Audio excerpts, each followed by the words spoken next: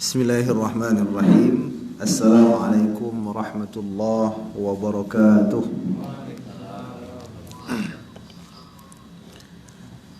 Alhamdulillahi rabbil alamin, alladzi arsala rasulahu bil huda wa dinil haqq liyudhhirahu 'alad dini kullihi wa kafa billahi shahida.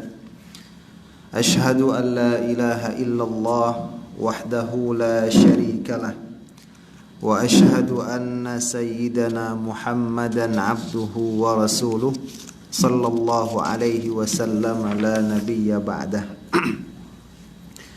Allahumma salli wa sallim wa barik ala sayyidina Muhammadin wa ala alihi wa sahbihi ajma'in, amma ba'd.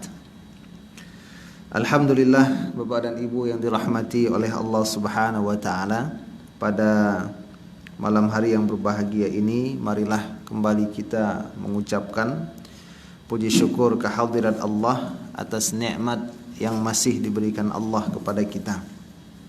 Mudah-mudahan Bapak dan Ibu, dengan nikmat yang diberikan Allah tersebut, kita bisa menjadi salah satu dari hamba Allah yang senantiasa mensyukuri nikmat yang telah diberikan Allah tersebut. Salawat dan salam kepada baginda Rasulullah sallallahu alaihi wasallam.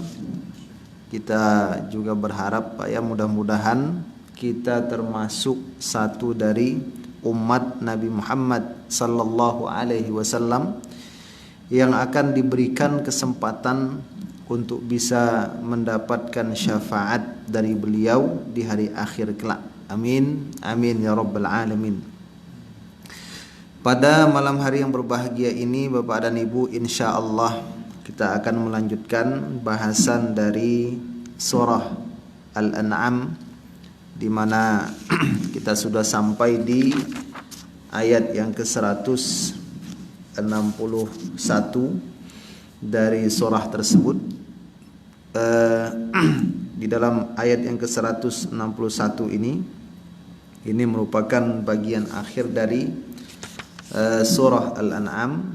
Surah Al-An'am ini ditutup sampai dengan ayat ke-165, Pak ya, dari surah tersebut.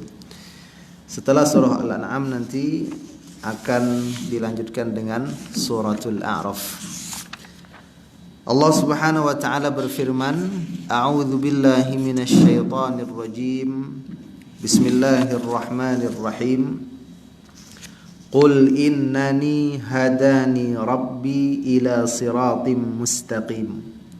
Katakan, wahai Muhammad sallallahu alaihi wasallam, kepada lihaula'il musyrikin, kepada orang-orang musyrik, kepada orang-orang yang belum menerima ajaran baginda Rasul, innani hadani rabbi ila siratim mustaqim. Sesungguhnya aku telah memberikan petunjuk kepadaku Rabbku, yaitu Allah Subhanahu wa taala, ila siratim mustaqim, kepada jalan yang lurus.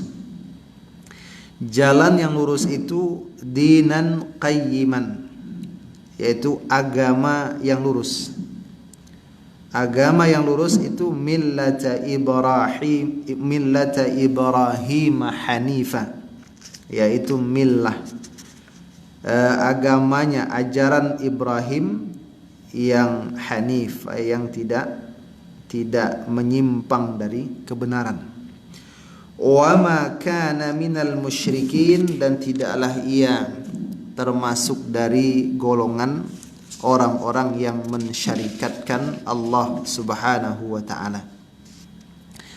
Qul inna salati wa nusuki wa mahyaya wa mamati lillahi rabbil alamin. Katakan, wahai Muhammad sallallahu alaihi wasallam, yaitu kepada orang-orang musyrik, Pak ya, itu inna salati, bahwasanya salatku, wa nusuki, dan nusukku, wa mahyaya wa mamati, hidup dan matiku, lillahi rabbil alamin, hanya untuk Allah Rabb sekalian alam. La syarika lahu, tidak ada syarikat bagi Allah. Wa bidzalika umirtu wa ana awwalul muslimin, dengan hal itu saya telah diperintah dan saya adalah yang pertama sekali dari golongan orang-orang yang berserah diri kepada Allah, orang yang muslim. Bapak Ibu yang dirahmati Allah, ini ayat sudah kita bahas Pak ya pada Selasa kemarin. Tetapi ada beberapa hal yang akan kita sampaikan lagi pada kesempatan ini. Di antaranya adalah yang pertama, dari ayat yang mulia ini Allah Subhanahu wa taala di situ menjelaskan kepada kita bahwasanya ajaran baginda Rasulullah sallallahu alaihi wasallam ini Pak, semata-mata siapa yang menerima ajaran Nabi dan siapa yang tidak menerima ajaran Nabi itu mutlak karunia dan anugerah dari Allah Subhanahu wa taala. Jadi Bapak Ibu yang dirahmati Allah, masalah hidayah Pak ya, kata ulama namanya hidayatut taufik gitu Pak. Hidayah di mana seseorang bisa menerima ajaran kebenaran sesuai dengan yang dikehendaki Allah.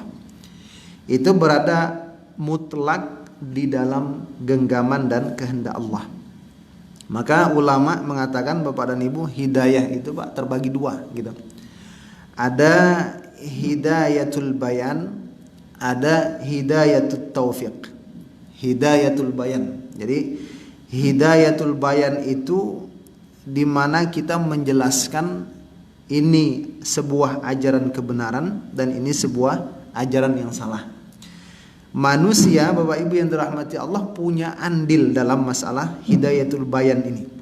Jadi kita mungkin saja memiliki kemampuan untuk menjelaskan ajaran yang benar, kita bisa saja memiliki kemampuan untuk menerangkan ini sebuah kesalahan.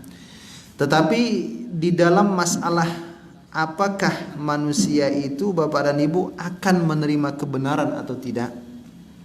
Jadi ada orang yang sudah tahu ini jalan benar Pak ya, ini ajaran yang benar. Nah sekarang dia mau menerima atau tidak gitu Pak. Semata-mata berada dalam kehendak dan pengetahuan Allah Subhanahu wa taala.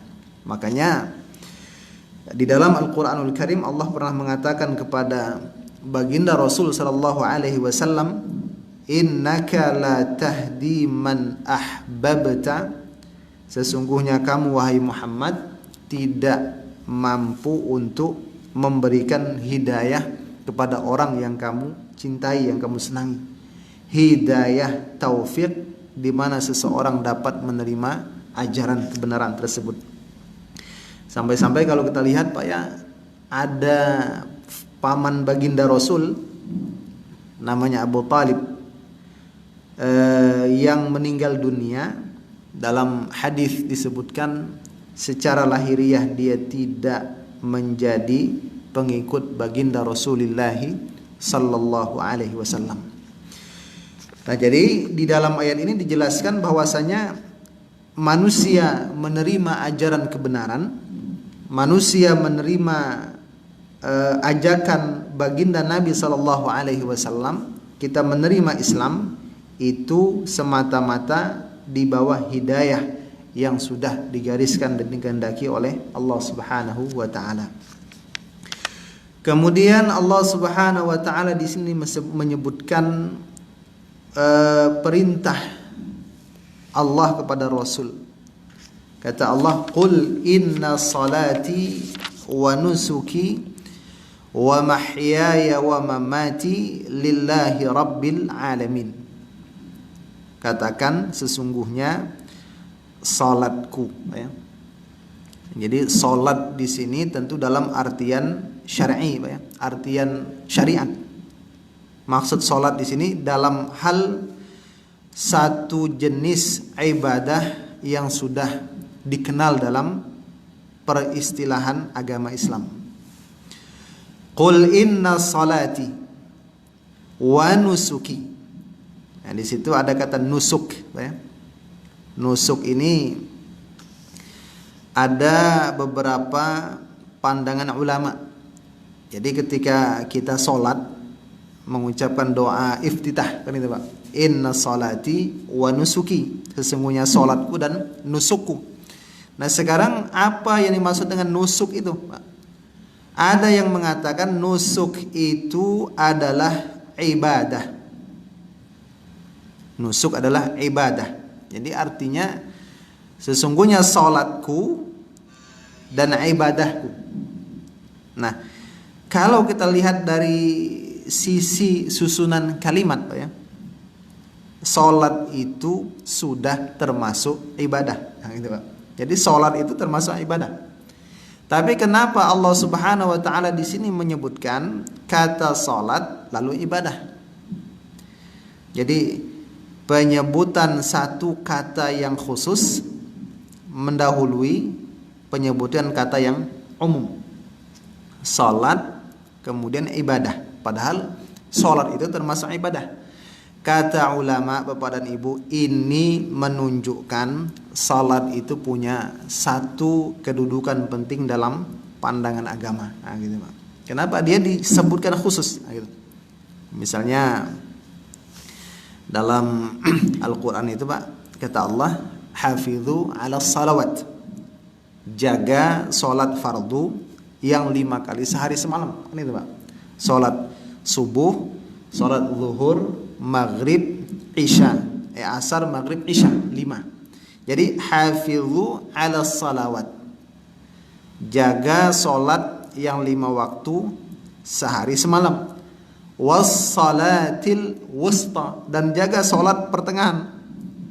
Nah, padahal solat pertengahan itu, solat wusta itu termasuk dari solat yang 5 waktu tadi. Gitu.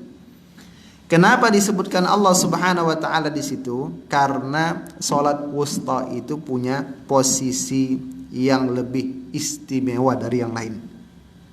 Nah, jadi gitu Pak. Jadi solat itu ibadah. Allah sebutkan di sini karena dia punya fungsi tertentu dalam pandangan agama. Jadi pengertian pertama nusuk itu ketika kita membaca itu inna salati wa nusuki, itu salat saya, ibadah saya. Yang kedua mengatakan nusuk itu adalah al-dzabahu, ya. Al-dzabahu yaitu penyembelihan binatang. Nah, jadi penyembelihan binatang yang kita lakukan pada musim haji, ya. Pada musim pelaksanaan ibadah haji, gitu. Pada bulan haji, nah, gitu. Nah, kalau ini pengertiannya, Pak ya, berarti di antara sekian banyak ibadah itu ada 2 jenis ibadah yang begitu unggul dalam pandangan Islam. Dari sekian banyak. Pertama salat, yang kedua berkurban, menyembelih hewan, ya, hewan yang sudah ditentukan. Pertanyaannya Pak, kenapa harus seperti itu, gitu, Pak? Dari sekian banyak ibadah yang ditentukan dalam agama Islam, kok dia 2 gitu? Salat dengan berkurban, ya, menyembelih binatang, gitu kan. Sama dengan satu surah yang kita lihat di dalam Al-Qur'an itu, surah Al-Kautsar, ya. Fasalli li rabbika wanhar. Salatlah kepada Tuhanmu dan menyembelihlah, gitu. Ternyata kata ulama, Pak ya, 2 ibadah ini mewakili 2 kemantapan hidup manusia. Nah, gitu. Jadi sholat dengan korban ini mewakili 2 kemantapan hidup manusia, gitu. Kalau yang 2 ini tidak mantap, maka kedudukan manusia sebagai penganut agama Islam itu berada pada posisi yang kurang mantap, nah, gitu ya. Kalau ada orang, Pak ya, dia tidak sholat, ini cenderung ajaran agama yang berhubungan dengan Allah itu biasanya sering dilalaikan gitu ya. Jadi kalau orang sholat itu sudah semangat, nanti yang lain tuh semangat gitu. Dari takbir saja bisa dilihat gitu. Kalau sudah takbirnya mantap, berarti nanti sholatnya mantap gitu. Kalau sholatnya sudah berada pada kondisi yang mantap, maka berarti perhatiannya terhadap ajaran agama yang berhubungan dengan garis ke atas kepada Allah. Jadi hablum minallah itu akan berada pada posisi yang mantap dalam kehidupannya gitu. Nah, makanya ulama mengatakan disebutkan kata sholat gitu. Inna sholati gitu kan. Puasa termasuk ibadah penting ya. Zikir juga penting gitu. Tapi porosnya berada pada poros bagaimana kualitas sholat yang dilakukan oleh seseorang gitu. Nah, wanusuki menyembelih hewan kurban ini pada satu sisi memang kalau kita katakan Pak, kurban itu kan ibadah yang kita persembahkan untuk Allah. Kenapa? Niatnya itu harus ikhlas kan itu Pak. Tapi di sisi lain kata ulama, kurban ini punya hubungan dengan orang lain. Kenapa? Kita ketika mencari hewan terbaik yang akan kita kurbankan, itu cenderung kita pasti mencari yang kualitas bagus kan itu Pak. Daging yang bagus gitu kan. Sapi yang atau binatang yang sehat dan syaratnya sehat. Kenapa? Nanti kebiasaannya setelah hewan itu disembelih itu akan diberikan kepada orang lain. Kepada orang-orang miskin kita sedekahkan, kepada tetangga kita kiri dan kanan kita hadiahkan. Nah, kata ulama Pak, kalau mantap di ibadah ini, maka kita akan memiliki kemantapan dengan perhatian kita kepada orang lain yang ada di sekitar kita. Nah, gitu. Jadi kita punya hubungan baik dengan Allah secara mantap dari sisi sholat, dan hubungan kita dengan orang lain dalam hal kemanusiaan dari sisi bagaimana bentuk semangat kita dalam berkorban, ya, seperti itu. Maka ulama mengatakan disebutkanlah di situ inna salati wa nusuki, salatku dan penyembelihan binatang yang dilakukan. Nah, ada lagi yang mengatakan nusuk itu ibadatul haji wal umrah, ya. Kenapa? Karena Nabi mengatakan khudhu anni manasikakum, ambillah dariku kata Rasul tentang cara melakukan ibadah haji. Nah, gitu Pak. Nah, jadi intinya Pak ya, yang nusuk itu adalah sebuah ibadah yang kita lakukan dalam koridor agama seperti itu. Termasuk di situ kurban, termasuk di situ haji dan umrah. Nah, Allah mengatakan inna salati wa nusuki wa mahyaya wa mamati lillahi rabbil alamin. Setelah sholat, setelah berkorban Pak ya, hidup dan mati untuk Allah Tuhan semesta alam. Berarti Pak, kalau kita itu matinya untuk Allah, maka kita hidup juga untuk Allah. Orang meninggal dunia itu semua punya harapan Pak, husnul khatimah gitu. Tidak ada orang yang ketika mau meninggal itu minta masuk neraka, tak ada Pak. Semuanya mau dimasukkan ke surga gitu.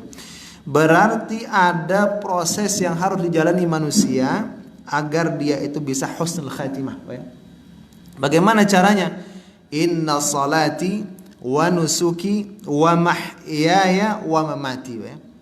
Jadi kalau kita ingin meninggal dunia dalam kondisi yang baik, maka kita harus berusaha untuk menjadi orang hidup yang melakukan berbagai macam kebaikan, Pak ya.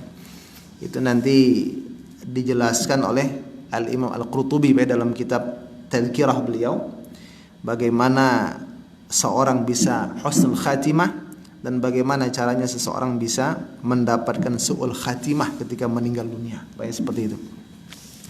Nah, kemudian Allah mengatakan la syarika lahu wa bidzalika umirtu wa ana awwalul muslimin. Jadi ini ungkapan ya. Wa bidzalika umirtu, dengan itu saya diperintah, wa ana awwalul muslimin, dan saya adalah yang pertama sekali termasuk dari golongan orang-orang yang berserah diri kepada Allah Subhanahu wa taala. Di surah Al-An'am itu Nabi Musa mengatakan wa ana awwalul mu'minin ya. Nah gitu. Saya termasuk orang yang pertama beriman. Nabi-nabi dari kaumnya itu adalah orang yang pertama berserah diri kepada Allah Subhanahu wa taala. Nah, jadi sekarang Pak di sini kenapa Allah itu memerintahkan Nabi mengucapkan satu pernyataan di mana kata Allah wa ana awwalul muslimin. Katakan wahai Muhammad, saya adalah orang yang pertama yang muslim atau berserah diri kepada Allah. Nah, berarti bagaimana dengan Nabi Adam kan itu Pak? Bagaimana dengan Nabi Musa ya? Bagaimana dengan Nabi Isa gitu kan? Karena Rasul diperintahkan untuk mengatakan kalimat ucapan wa ana awwalul muslimin. Saya yang pertama. Berarti sebelum beliau tak ada yang lain. Nah, ulama memberikan beberapa pandangan ya. Yang pertama, wa ana awwalul muslimin adalah min hadhil ummah. Jadi Nabi Muhammad itu pertama sekali yang berserah diri kepada Allah dari umat beliau. Karena sebelum adanya Nabi Muhammad sallallahu alaihi wasallam di masanya itu belum ada yang mengenal Allah dengan pengenalan yang paling sempurna gitu Pak ya. Nah, berarti memang beliaulah yang pertama sekali muslim gitu. Yang kedua, ada yang mengatakan walaupun memang Rasul sallallahu alaihi wasallam itu nabi yang terakhir Pak ya. Nabi akhir zaman. Setelah beliau tidak ada lagi nabi gitu. Tidaklah setiap dari nabi yang diutus oleh Allah Subhanahu wa taala ke dunia ini itu kecuali akan memberikan kesaksian bahwasanya nanti akan diutus nabi pada akhir zaman yang ciri-cirinya disebutkan dalam ajaran para nabi tersebut. Artinya Rasul memang disaksikan oleh seluruh para nabi sebagai sosok yang pertama sekali berserah diri kepada Allah Subhanahu wa taala. Sampai-sampai kita bisa melihat hadis ya, di antaranya hadis itu diriwayatkan oleh banyak para ulama hadis. Dan ini juga dibahas oleh Al-Imam Sayyid Muhammad Alawi Al-Maliki dalam kitab beliau ya, dalam kitab beliau Mafahim Yajibu an tusahhah. Beliau mengatakan ketika Nabi Adam alaihissalam itu melakukan satu kesalahan ya. Satu kesalahan, lalu beliau diturunkan Allah ke dunia. Memang dunia ini dipersiapkan untuk manusia kan itu Pak. Nah, ketika beliau turun ke dunia, beliau bertawassul dengan baginda Rasulullah sallallahu alaihi wasallam agar Allah memberikan keampunan terhadap dosa beliau, kesalahan beliau. Beliau ini maksum ya, tapi dari sisi syariat di situ ada proses tawassul agar Allah memberikan kemaafan kepada beliau. Nah, ditanya ya oleh Allah, wahai Adam, dari mana kamu tahu nama Muhammad? Kan itu Pak. Kok bisa tahu nama Muhammad? Padahal Nabi Adam alaihissalam adalah manusia pertama yang diwujudkan, diciptakan oleh Allah. Kata Nabi Adam, ya Allah, ketika kamu tempatkan di surga, saya melihat di talang, atas talang ya, atas talang pintu surga itu ada nama, dua nama, namamu dan nama Muhammad. Maka saya yakin tidaklah ada satu nama yang disandingkan dengan namamu kecuali dia adalah satu yang mulia pada pandanganmu. Akhirnya dikatakan Muhammad itu adalah anak keturunan Adam yang akan menjadi penutup para nabi. Nah, gitu. Jadi ada ulama mengatakan, Pak, wa ana awwalul muslimin, di situ walaupun Rasul itu nabi terakhir, tapi semua para nabi diberikan pengetahuan oleh Allah itu Muhammad akan menjadi nabi yang paling tersohor dan paling besar derajatnya di sisi Allah. Baik, seperti itu. Kita lanjutkan di ayat 164. Qul aghairallahi abghi rabban. Katakan wahai Muhammad, apakah selain Allah? Jadi di sini qul ya Muhammad lihaula'il musyrikin billah. Katakan wahai Muhammad kepada orang yang mensyarikatkan Allah. Kalau kita lihat di kitab tafsir Al-Munir, ya, tafsir Murah Labid karangan Syekh Muhammad Nawawi Al-Jawi, itu ada tafsir Al-Munir 2 jilid, Pak, ya. Beliau ketika menafsirkan beliau mengatakan wa asnaful musyrikina arba'atun. Jadi dalam pandangan beliau, siapakah yang disebut dengan orang-orang musyrik itu? Kalau kita lihat dari pandangan beliau, orang musyrik itu adalah ajaran yang masih mengakui adanya satu Tuhan yang Maha Esa, Pak, ya. Tapi di situ dia menjadikan Tuhan-Tuhan lain dari pendamping Tuhan yang Maha Esa tersebut. Nah, beliau mengatakan di antara kaum musyrik itu adalah yang pertama ajaran Majusi, ya. Majusi yang mana mereka mengatakan adanya Tuhan cahaya dan adanya Tuhan kegelapan. Nah, gitu. Jadi ada Tuhan cahaya, ada Tuhan kegelapan. Kemudian ada orang ajaran yang mengatakan adanya anak bagi Tuhan, ya. Jadi Tuhan itu dinisbatkan memiliki keturunan di dalam kehidupan ketuhanan tersebut. Nah, gitu. Nah, Allah mengatakan qul aghairallahi abghi rabban. Apakah selain Allah yang aku cari sebagai Tuhan? Wa huwa rabbu kulli syai', padahal dia adalah Tuhan dari segala sesuatu. Wala taksibu kullu nafsin illa 'alaiha wala taziru waziratun wizra ukhra. Tidaklah setiap jiwa itu berbuat kecuali efek dari perbuatan itu ditanggung oleh jiwa itu sendiri. Wala taziru waziratun wizra ukhra, dan tidaklah orang yang berdosa itu akan memikul dosa orang lain. Nah, ini di sini, Pak, kenapa ada penisbatan kepada dosa? Orang yang melakukan dosa itu, Pak, ya, dia tidak akan memikul dosa orang lain. Ini ada satu sebab, Pak, ya, turunnya. Ada seorang pembesar Quraisy, saya lupa namanya siapa itu, Pak, dia mengatakan mengajak orang untuk tetap berada pada ajaran agama nenek moyang mereka. Katanya, nanti saya yang akan menanggung dosa kalian semua. Ah, itu, ya. Jadi dia mengatakan, kalau kalian tetap di ajaran ini, masalah dosa kalian saya yang nanggung. Nah, gitu. Maka Allah mengatakan wala taziru waziratun wizra ukhra. Kalian, setiap orang itu tidak akan menanggung dosa orang lain. Nah, di dalam ayat ini kata ulama, Pak, di antaranya Al-Imam Ibnu Katsir rahimahullahu taala, beliau mengatakan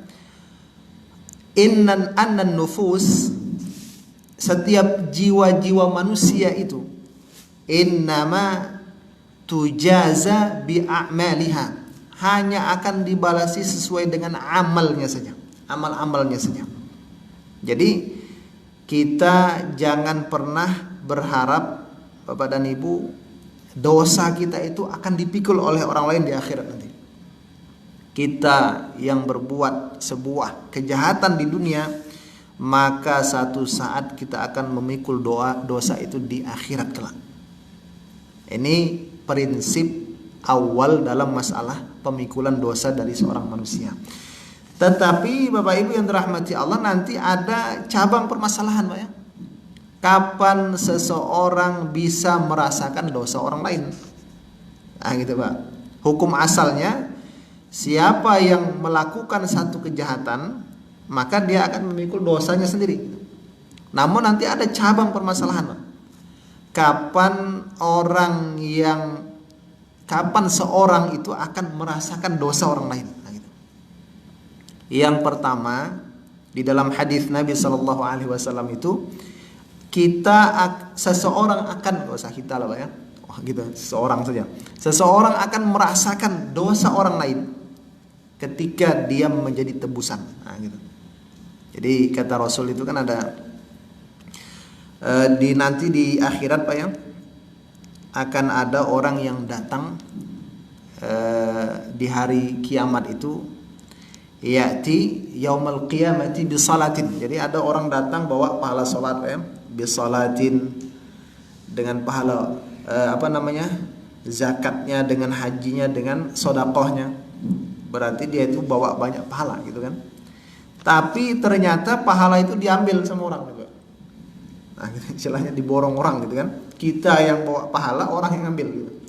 Sampai habis pahala kita diberikan kepada orang, ternyata belum cukup menebus kesalahan kita terhadap orang lain tersebut. Akhirnya dosa mereka yang dilimpahkan kepada kita.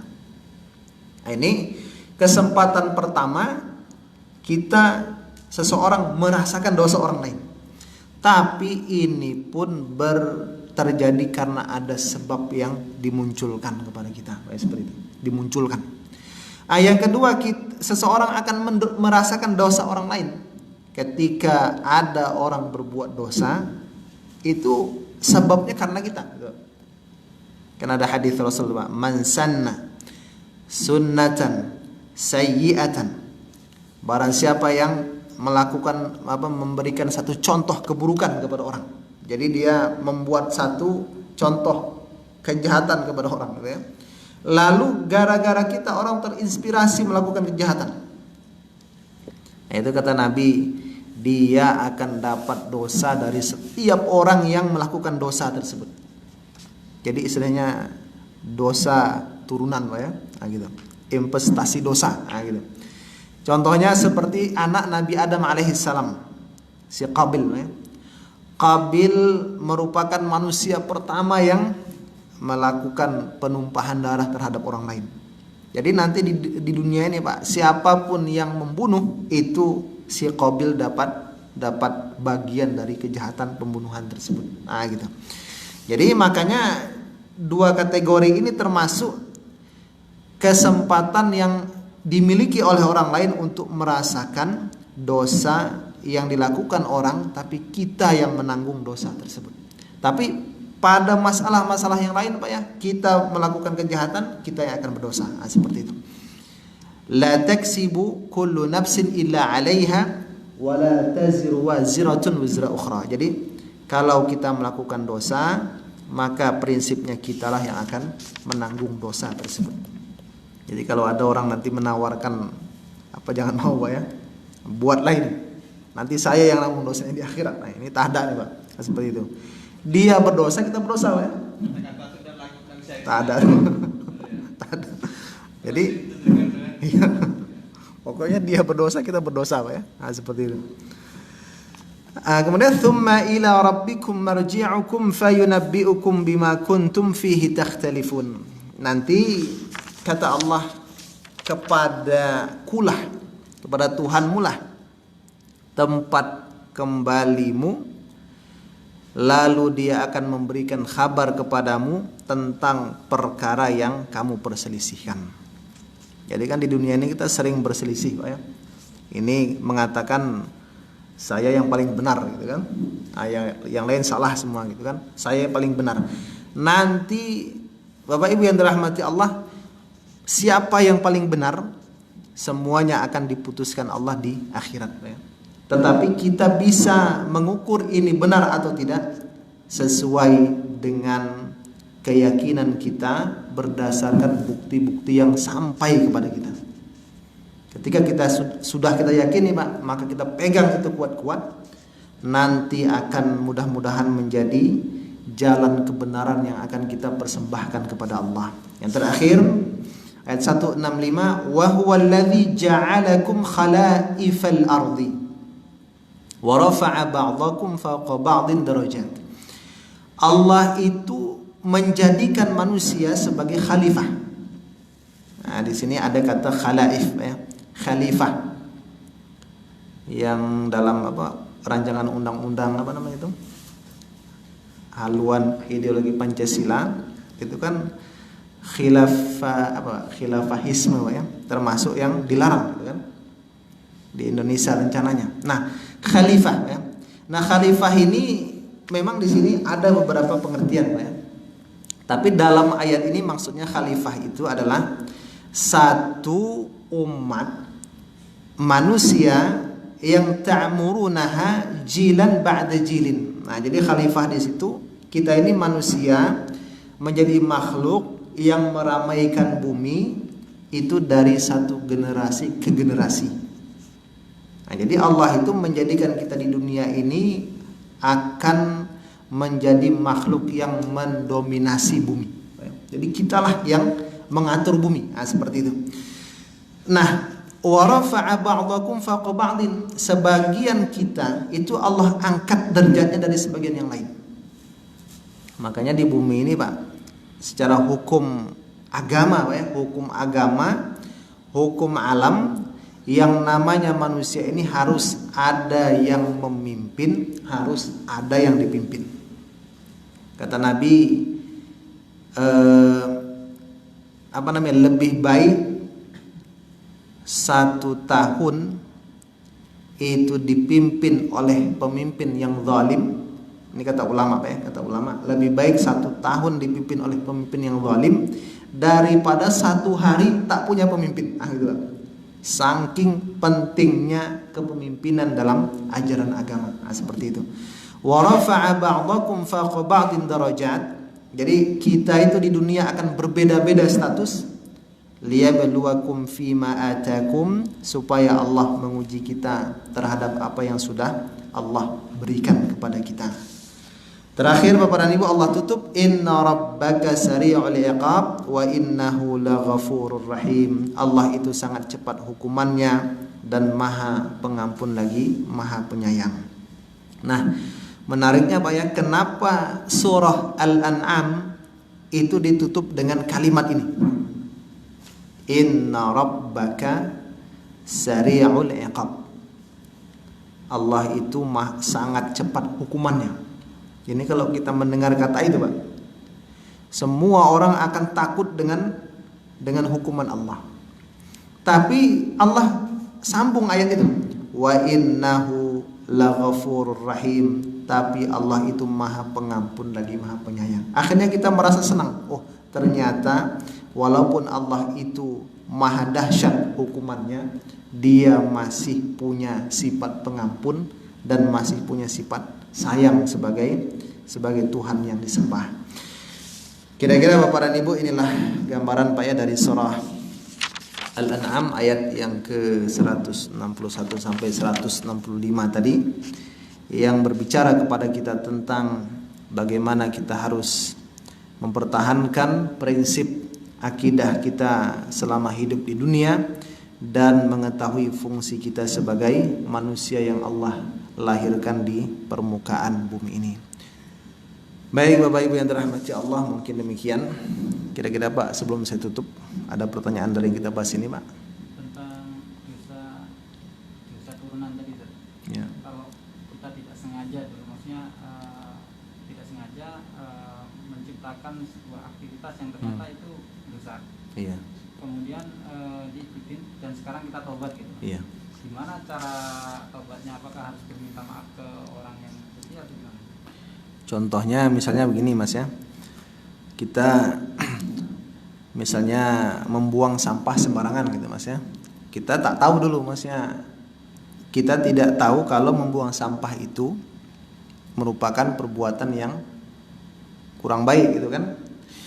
Kita buang lalu ada orang melihat gitu kan, Bapak itu saja buang sampah sembarangan gitu, masa saya pada tempatnya. Akhirnya orang mengikuti kita. Nah, Kalau sudah seperti itu kejadiannya Pak ya, ada orang yang mengikuti kesalahan kita dengan ketidaksengajaan kita, maka ketika kita sudah sadar Pak ya, kita harus memperbaiki itu dengan cara itu kesalahan dilakukan di permukaan umum Pak ya. Itu kan di permukaan umum dilakukan. Maka kita kalau sudah sadar segera menutup celah, jangan sampai diikuti orang dengan menyatakan kesalahan itu di permukaan umum juga gitu.